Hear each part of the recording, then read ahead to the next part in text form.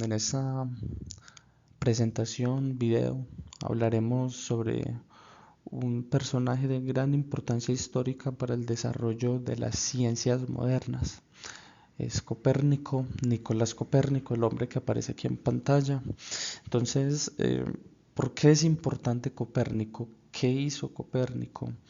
Bueno, su personaje es principalmente importante en el campo de la astronomía. Copérnico, ahorita hablaremos un poco más de sus dos obras, pero eh, para dar una introducción, Copérnico fue el personaje que después de casi 2000 años de creencia o de teoría geocéntrica, en el que los literarios, los filósofos y en general la Europa creía que la Tierra era el centro del mundo y el resto de cuerpos celestes, el Sol y los 5 planetas conocidos hasta entonces giraban alrededor de la Tierra. Pues Copérnico eh, se traspoló a esto y dijo no, el centro del mundo es el Sol y la Tierra, como los demás planetas, giramos o giran pues alrededor de este. Ahorita hablaremos un poco más en profundidad de sus postulados. Bueno, nos parece crucial en este momento hablar de el contexto en el que se encontraba Copérnico, qué era lo que en el momento se creía, se enseñaba, de dónde provenían esas enseñanzas, por qué se creía que el mundo era geocéntrico. Entonces nos parece importante hablar del siguiente personaje,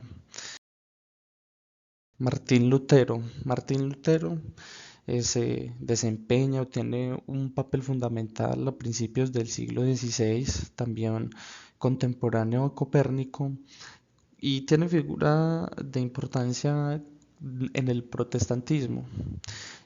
También tenemos que hacer aclaración de que en este momento histórico Europa como tal se encontraba en unas divisiones religiosas bastante fuertes que estaban afectando en general el modo en que se vivía en Europa.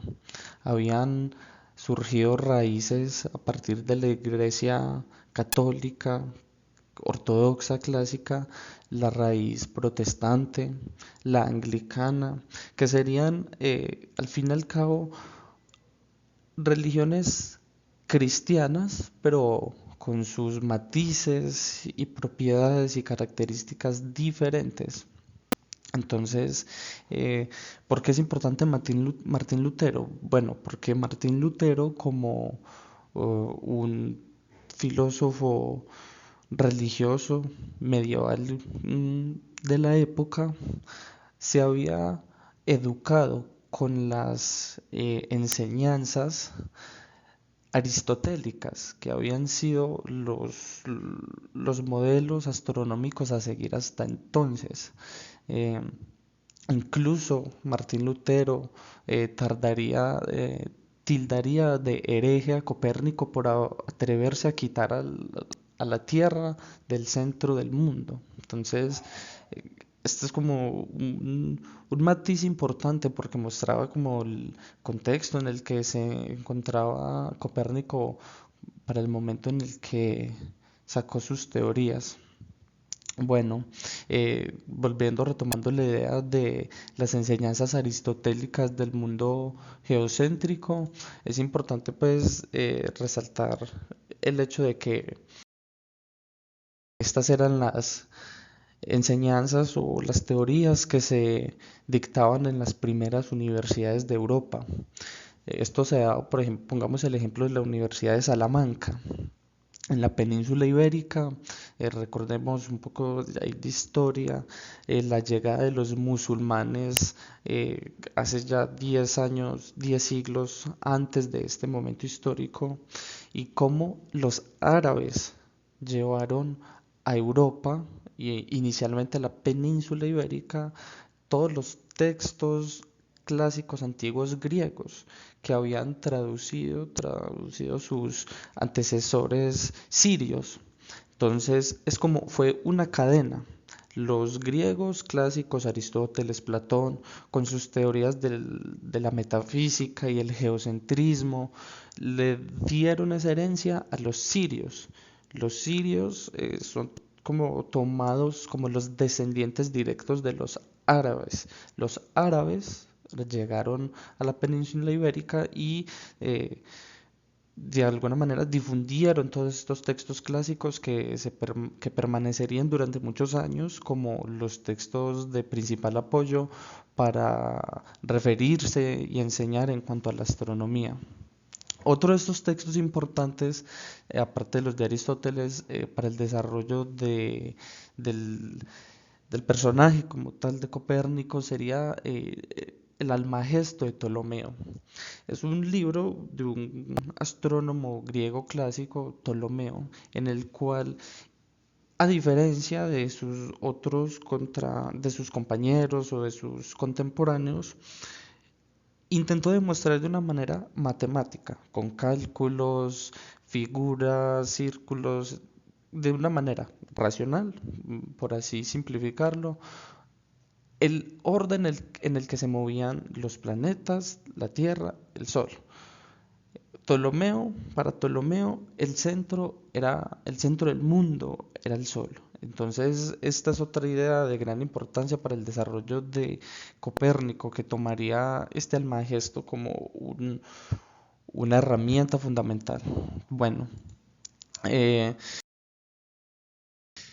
es importante saber que para el siglo XVI también la invención de la imprenta fue de suma importancia para preservar la obra de Copérnico, porque volvemos a mencionar que fue perseguida la obra de Copérnico. Aunque como tal nunca hubo una autoridad europea que prohibiera su circulación total, por lo mismo que hablamos de las divisiones propias que estaba sufriendo la Iglesia Católica, sí es cierto que personajes como Martín Lutero, como volvemos a mencionar, repetíamos ahorita, eran obviamente grandes movedores de masas porque eran la figura de algún movimiento, en este caso de la iglesia protestante. Entonces, se preservó por fortuna histórica los textos de Copérnico. Eso, entonces, ¿cuál es la base del mundo de Copérnico? Copérnico no hablaba de universo, para entonces era inconcebible el mundo infinito. Ahora esto es otro tema. Entonces, Copérnico tomó las enseñanzas aristotélicas y las de Ptolomeo, el hombre que aparece aquí en imagen, para dar la siguiente estructura del universo. Eh, es como el modelo astronómico de Aristóteles. Un mundo en el cual la Tierra es el centro del universo y la Luna y los planetas conocidos, tanto el Sol también, giran alrededor de este y están contenidos como en una gran esfera grande que es la esfera de las estrellas fijas. Es un mundo finito y es como el, el huevo, el cascarón que tomaría Copérnico para demostrar posteriormente sus postulados. Bueno, algo que es importante aclarar en este punto es que Copérnico, algunos puntos, como por ejemplo si la Tierra era redonda o plana, no tenían ni siquiera discusión. Para él, este fenómeno ya estaba aclarado desde hace muchísimos siglos. Una de las principales, por mencionar alguna fuente argumentativa de antigüedad inmensa, es la forma que tiene la sombra de la Tierra en la Luna cuando hay un eclipse total de Luna. Recordemos que la Tierra se interpone entre el Sol y la Luna y la curva de la sombra que proyecta, pues se ve a los extremos que tiene una curvatura. Esto es una de las principales fuentes argumentativas para, para la redondez de la Tierra. Bueno. Entonces, este es el modelo que plantea Copérnico en sus dos obras, el Comentario Luz y el De Revolutionibus, en el que, en un resumen, pone el Sol en el centro de la Tierra y los planetas girando alrededor de este, incluido la Tierra, en unas órbitas circulares perfectas y contenidas en un gran cascarón conocido como el Círculo de las Estrellas Fijas. Bueno, esta es como una representación, un esquema del eh, modelo rotacional que dejaría Copérnico, que es muy similar a lo que en realidad ya se conoce y como podemos ver, en, cumple unos postulados que el mismo Copérnico en sus obras deja por entendido. Por mencionar algunas, que no hay un centro definitivo para todo el mundo. O sea, cada círculo tiene su propio centro.